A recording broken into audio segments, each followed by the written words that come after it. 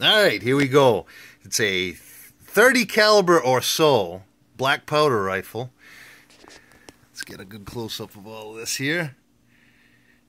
This is George's vernier sights. It's a percussion cap, octagon barrel. At the front, it has evidence of a false muzzle. And the false muzzle would have been made after 1840. So it's a post-1840 gun. Let's see if we can get down the barrel. I took a 30-06 shot round, and it went all the way to the brass. But as George points out, I almost could get right down that barrel. Very, very heavy, very solid firearm. Let's flip it over. Turn it right around.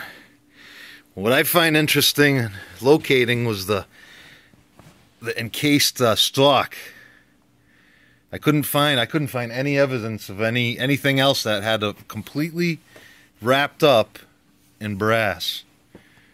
And this trigger, this handle, I was going out of memory when I was looking at it, but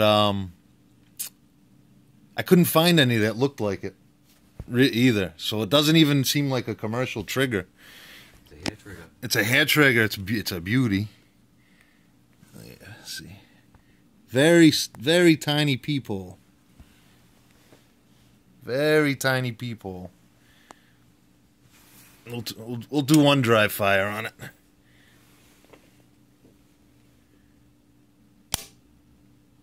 Very, very nice trigger. So it's a post-1840. Just by looking at comparable designs around the time, it looks like something from 1850. But that was just out of memory now that I have more evidence.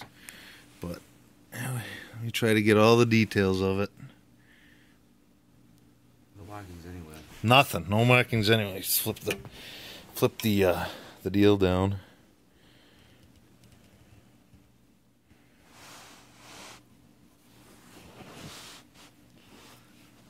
It is very, very, very cool.